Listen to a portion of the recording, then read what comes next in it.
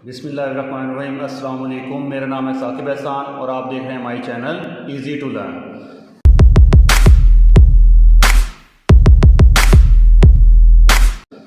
जैसा कि हमारे पास क्वेश्चन नंबर 1 एक्सरसाइज 1.1 क्लास 10 का जो था हमारे पास क्वेश्चन कंप्लीट हो गया था, जिसमें हमने क्या सीखा था कि क्वाड्रेटिक इक्वेशन की स्टैंडर्ड फॉर्म आपने किस तरह बनानी है।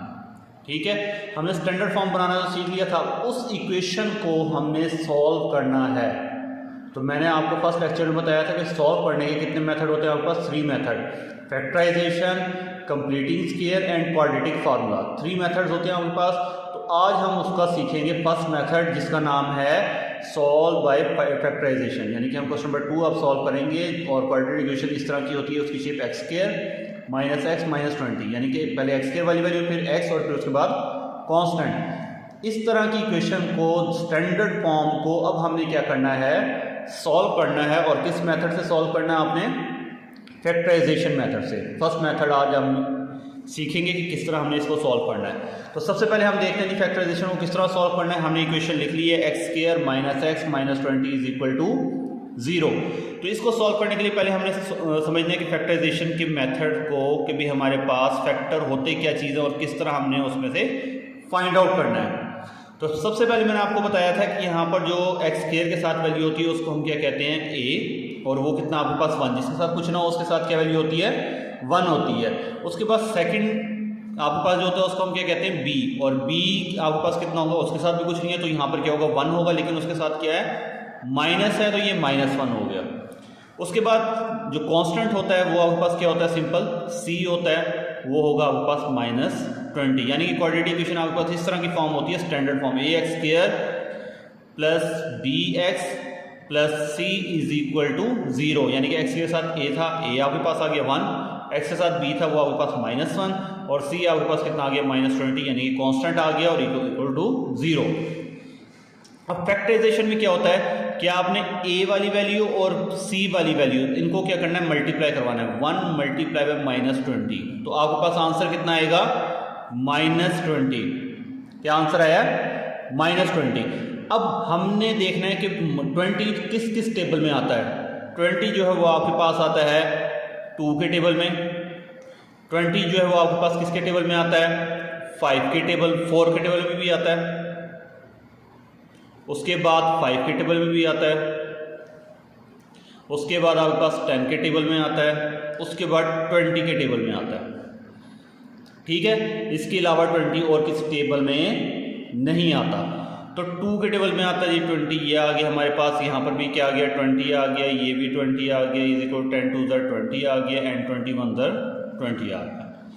अब हमने देखना है कि इसमें से कौन से फैक्टर का यूज करना है, हमने इसमें से कौन से फैक्टर्स का यूज करना है। ये 20 हमारे पास कहाँ से आया था, यानी कि फर्स्ट वैल्यू और लास्ट वैल्यू को मल्टीप्लाई करवाना है, जो आंसर है उसको देखना हमें किस टेबल में आता है। वो टेबल्स हमने लिख लिए। अब उन टेबल्स में से हमने देखना है कि वो फैक्टर कौन सा यूज होगा इसमें, जो हमारी फैक्टराइजेशन को कंप्लीट करेगा। तो उसको देखने के लिए सबसे पहले हमने देखना है कि बी, जो सेंटर वाला आंसर है या सेंटर वाला जो कांस्टेंट है वो कितना है, बी इज इक्वल टू कितना है, -1, बी इज इक्वल टू -1। अब हमने देखना है कि इस फैक्टर को भी देखेंगे, इसको भी देखेंगे, इसको भी देखेंगे, यानी कि सारे फैक्टर्स को देखेंगे और उनको क्या करेंगे, प्लस माइनस करेंगे। क्या करेंगे, उनको प्लस माइनस करेंगे, और प्लस माइनस करने पे हमारे पास आंसर क्या आना चाहिए, -1।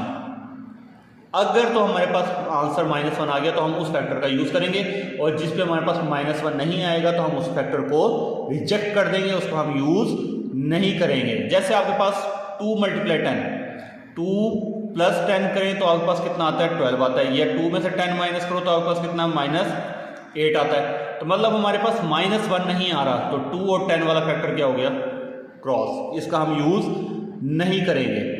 उसके बाद सेकंड फैक्टर देखते हैं, 4 × 5, तो 4 में +5 करो तो आपके पास कितना आता है, 9, लेकिन 4 में से अगर 5 को माइनस करते हैं, 4 में से 5 को माइनस करें तो आंसर कितना आता है, -1। तो हमें क्या चाहिए था, बी का फैक्टर कितना था, -1। अब देखें आंसर क्या आ गया, -1। तो मतलब हमारे पास ये जो फैक्टर है वो इस इक्वेशन के लिए सेटिस्फाई कर रहा है, यानी कि फैक्टराइजेशन को सेटिस्फाई कर रहा है। अच्छा ये हमारे पास एक फैक्टर तो निकल आया, लेकिन बाकी देखते हैं। 5 में से 4, 5 + 4 करें तो वो क्या आता है 9। 5 में से 4 माइनस करें तो आपके पास कितना आता है +1। तो मतलब हमारे पास ये फैक्टर भी रिजेक्ट हो गया। इसी तरह 10 और 2, 10 to the 20 होता है, लेकिन 10 में अगर हम 2 को ऐड करें तो आपके पास 12 आता है, और 10 में से अगर 2 को माइनस करें तो आपके पास कितना आता है 8 आता है। तो मतलब हमारे पास -1 नहीं आ रहा, तो ये फैक्टर भी रिजेक्ट हो गया।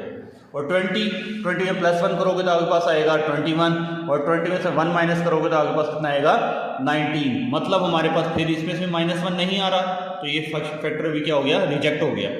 तो जो हमारे पास फैक्टर बना वो हमारे पास 4 और 5 का बना, जिसमें हमारे पास 4 - 5 कितना आ गया, -1 आ रहा है। मतलब हमारे पास बी का फैक्टर कितना आ रहा है -1। एक दफ़ा और बता दूं आपको, हमने क्या करना है कि फर्स्ट और लास्ट वैल्यूज के कॉन्स्टेंट्स को आपस में मल्टीप्लाई करवाना है। फर्स्ट का था 1 और लास्ट का था -21, और -20 को मल्टीप्लाई करवाया तो आपके पास कितना आ गया -20 आ गया। अब हमने देखना है कि जो 20 है वो किस किस टेबल में आता है, वो टेबल्स हमने सारे लिख लेने हैं किस किस टेबल में आता है। उस टेबल्स में से देखना है कि आपके पास कौन सा ऐसा फैक्टर है जिसको हम प्लस माइनस करें तो सेंटर वाला आंसर है। सेंटर मतलब जो उसका कांस्टेंट है, यानी कि माइनस जिसका कुछ उसका 1 होता है, -1 आए। यानी कि इन फैक्टर में से किसको हम प्लस माइनस करें तो आंसर क्या है -1 आए। तो वो हमारे पास सिर्फ एक फैक्टर निकला है 4 और 5 का। 4 में से 5 माइनस करेंगे तो हमारे पास कितना आएगा -1। क्लियर हो गया। यानी कि 4 को हमने रखना है प्लस का और 5 को माइनस का। तो इसी तरह आप देखेंगे पहले हमने लिख लिया जी x का स्क्वायर, और -20 आपके पास एज इट इज आ गया =0। हमने सेंटर वाले को स्प्लिट करना है 2 फैक्टर्स में, यानी कि -1 जो स्प्लिट होगा, -1 को हमें सेपरेट करना है 4 और -5 की फॉर्मेशन में, और 4 को हमने रखना है प्लस का मतलब 4x, और 5 को रखना है माइनस का तो -5x आ गया। क्लियर है। यानी कि -x को हमने उसके 2 फैक्टर ढूंढे, वो कौन से थे 4 और 5, तो प्लस का 4x था और माइनस का 5x। 4 में से 5x माइनस करोगे तो आपके पास -x ही आंसर आता है। तो मतलब सेंटर वाले के हमने फैक्टर बनाने होते हैं, और वो फैक्टर मैंने आपको बता दिया किस तरह ढूंढने, आपने किस तरह उनको चेक करना है। अब सिंपल है, बस ये फैक्टर होते हैं असल जो हमने ढूंढने होते हैं, बाकी आपके पास सिंप्लीफिकेशन है, इसमें और कोई ऐसा कोई बात समझने वाली नहीं है। सिंपल अब इस 2 फैक्टर में से अलग कॉमन लेना है और इसमें से अलग कॉमन लेना है। इन दोनों फैक्टर में से आपके पास क्या कॉमन आ रहा है, x कॉमन आ रहा है, तो हम दोनों में से क्या कॉमन ले लेंगे, आपके पास x कॉमन ले लेंगे। तो ब्रैकेट 2x से यहाँ पर कॉमन चला गया तो सिंपल x बच गया, प्लस यहाँ से x कॉमन गया तो आपके पास सिंपल बचा 4, ब्रैकेट क्लोज, माइनस। अब इन 2 फैक्टर में से क्या कॉमन आ रहा है, माइनस कॉमन आ रहा था, माइनस कॉमन ले लिया। 5 के टेबल पे ये भी आता है और 5 के टेबल पे ये भी आता है, तो मतलब इसमें से क्या कॉमन आ गया, 5 कॉमन आ गया। जब 5 कॉमन आ गया तो ब्रैकेट यहाँ सिंपल बचेगा x, माइनस कॉमन चला गया तो अंदर क्या बचेगा आपके पास प्लस हो जाएगा, क्योंकि माइनस कॉमन चला गया। और 5 के टेबल पे 20 कहाँ था, 5 4 = 20 मतलब 4 आ गया =0। अब फिर देखिए कि इसमें से और इसमें से क्या कॉमन आ रहा है, x + 4 दोनों में से कॉमन आ गया जी x + 4, ब्रैकेट क्लोज। यहाँ आपके पास सिंपल बचा x, यहाँ पर आपके पास -5 = 0। तो अब इनको अलग अलग आपने सॉल्व कर लेना है। x + 4 उसको भी हम किसके इक्वल रख लेंगे, 0 के इक्वल, और x - 5 उसको भी इक्वल रख लेंगे 0 के। तो x + 4 = 0 मतलब x = 0 -4 + 4 था, शिफ्ट होके इधर क्या हो गया -4। तो x का आंसर आपके पास आ गया ओनली -4। एक आंसर आपके पास फाइनल हो गया। नेक्स्ट आपके पास है कि x - 5 = 0, यानी कि x = 0, -5 शिफ्ट करेंगे तो +5 हो जाएगा, और 5 + 0 आंसर मतलब 5 आ गया आपके पास, और ये सेकंड आंसर आ गया। ये क्लियर होना चाहिए कि हमारे पास जो इक्वेशन होती है उस इक्वेशन की जो हाईएस्ट पावर होती है उसके आंसर भी उतने ही आते हैं। अगर यहाँ पर हाईएस्ट पावर 3 होती, वेरिएबल के अननोन वेरिएबल की हाईएस्ट पावर 3 होती, तो उसके आंसर कितने आते हैं आपके पास 3 आते। अब इसमें अननोन वेरिएबल की पावर कितनी है, 2 है, तो इसके आंसर भी कितने आएंगे आपके पास 2 आएंगे, जो कि हमारे पास आ गए -4 और +5, -4 एंड +5 इसके आंसर आ चुके हैं, जो फैक्टर हैं जो इस इक्वेशन को सेटिस्फाई करते हैं। तो मतलब सॉल्यूशन सेट में हम लिखेंगे जी इसके क्या क्या फैक्टर हैं, एक -4 and +5, this is the answer. ठीक है, यहाँ तक समझ आ गया। अगर ना समझ आई कोई इशू हो तो मेरे से आप कमेंट में पूछ सकते हैं। नेक्स्ट इसका जो सेकंड पार्ट है सेकंड पार्ट इसमें दिया गया जी, सेकंड पार्ट है 3y² is equal to y bracket y minus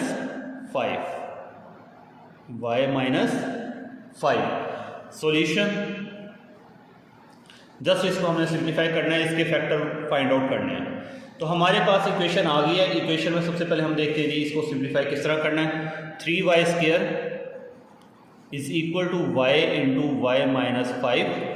3y² as it is आ गया। पहले तो इसको स्टैंडर्ड फॉर्म में कन्वर्ट करें, क्योंकि हमने क्वाड्रेटिक इक्वेशन को जब भी सॉल्व करना है पहले इसकी कौन सी फॉर्मेशन बनानी है, स्टैंडर्ड फॉर्म। और स्टैंडर्ड फॉर्म हमने सीख लिया क्वेश्चन नंबर 1 में कि किस तरह बनानी होती है। x² वाला फैक्टर अलग करना है, x वाला फैक्टर अलग करना है और कांस्टेंट अलग करना है। तो पहले तो इसकी हम शेप को बनाएंगे स्टैंडर्ड फॉर्म की शक्ल में। तो स्टैंडर्ड फॉर्म के लिए पहले हमें इसे ओपन करना पड़ेगा। y को y से मल्टीप्लाई करेंगे, y² माइनस y को 5 से मल्टीप्लाई करवाएंगे, 5y आ गया आपके पास। क्लियर है। उसके बाद मैंने आपको बताया था स्क्वायर वाला फैक्टर देखना है कि लेफ्ट साइड पे बड़ा है या राइट साइड पे। जिस साइड पे स्क्वायर वाला फैक्टर बड़ा होगा उसको हमने शिफ्ट नहीं करना। अगर वो पॉजिटिव हो और बड़ा हो वो फैक्टर तो हमने उस फैक्टर को शिफ्ट नहीं करना। तो मतलब 3y² बड़ा आपके पास, इसको हम शिफ्ट नहीं करेंगे। प्लस y² है, लेफ्ट हैंड साइड पे आएगा तो माइनस y² हो गया। Minus 5y left hand side पे शिफ्ट करेंगे तो आपके पास क्या आ जाएगा, प्लस का 5y is equal to 0। 3y² और माइनस y² सेम आ रहे हैं, y² वाले फैक्टर है। तो 3y² में से माइनस y² करेंगे तो आपके पास कितना बचेगा, 2y²। 3 में से 1 माइनस किया, 2y² plus 5y is equal to 0। दोनों में से आपके पास क्या कॉमन आ रहा है, y कॉमन आ रहा है दोबारा। इधर बचेगा 2, y था 2 टाइम, यहाँ पर 1 टाइम कॉमन आया तो 1 टाइम y बच गई। यहाँ पर 1 टाइम y था, y कॉमन चला गया तो ओनली क्या बचेगा यहाँ पर 5 इज इक्वल टू 0। अब जैसे हमने इधर सेपरेट अलग अलग वैल्यूज को 0 की इक्वल रखा था, x प्लस 4 को अलग 0 की इक्वल रख लिया, x माइनस 5 को अलग 0 की इक्वल रख लिया। इसी तरह y को अलग 0 की इक्वल रख लेंगे और इसी तरह आपके पास 2y प्लस 5 इसको अलग 0 की इक्वल रख लेंगे। तो y इज इक्वल टू 0 एक फैक्टर तो आपके पास आ गया, क्योंकि ये क्वाड्रेटिक इक्वेशन थी। ठीक है, क्वाड्रेटिक इक्वेशन, तो इसके भी कितने आंसर निकलेंगे, 2 आंसर। एक आंसर आपके पास y इज इक्वल टू 0 आ गया, जबकि सेकेंड वैल्यू आपके पास क्या है, 2y is equal to 0 plus 5 है, उधर जाकर शिफ्ट होगा minus 5। 2y is equal to minus 5 and y 0 minus 5 minus 5 होता है। इधर 2 मल्टीप्लाई और 5 के नीचे जाके क्या हो जाएगा, डिवाइड। तो y is equal to minus 5/2। तो इसका सोल्यूशन सेट जो बनेगा वो आपके पास क्या बनेगा, 0 and minus 5/2। This is the answer. ठीक है, यहाँ तक कोई इशू हो तो मुझे आप बता सकते हैं। तो हमारा ये क्वेश्चन नंबर 1 के कौन सा पार्ट कंप्लीट हो गया, इसका सेकंड पार्ट। अब हम करेंगे इसका क्वेश्चन नंबर 2 का थर्ड पार्ट। तो क्वेश्चन नंबर 2 का थर्ड पार्ट करने के लिए हम देखते हैं जी कि क्या है वो इक्वेशन हमारे पास है 4 minus 32x is equal to 17x का square. Question number 2 part third. तो हम इसको लिखते हैं पहले। क्वेश्चन नंबर 2 का पार्ट थर्ड,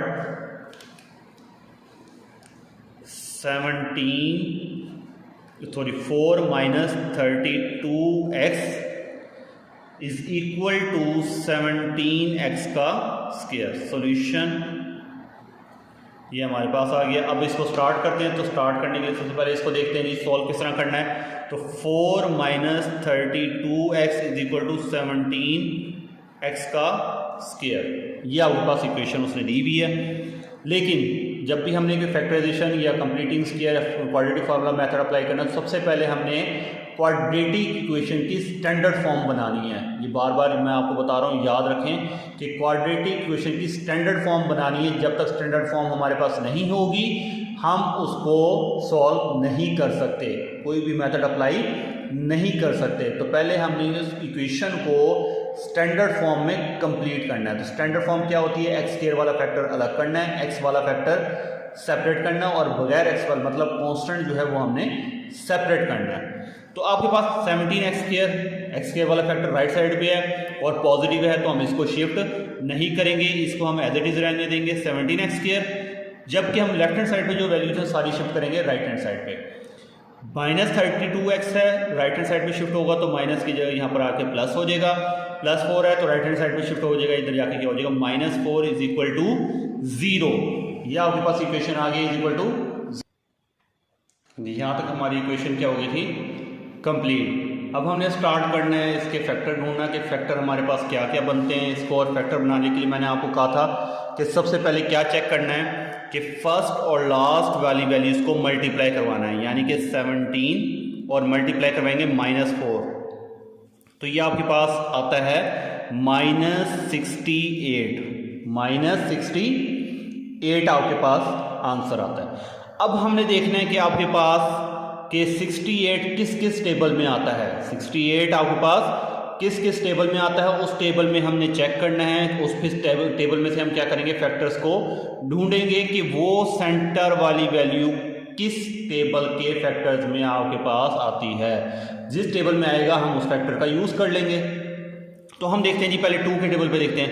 2 के टेबल पे अगर हम 68 को डिवाइड करवाएं, 68 डिवाइडेड बाई 2 3 6 2 4 8, यानी कि यहाँ पर 2 मल्टीप्लाई क्या आएगा आपके पास 34, और वो किसके इक्वल होता है 68। बाकी और टेबल में इसमें भी आएगा आपके पास, लेकिन यहाँ देखें कि 2 को 34 से मल्टीप्लाई करवाए तो आपके पास 68 आ रहा है, और अगर हम 34 में से 2 को माइनस करें तो 32 आ रहा है।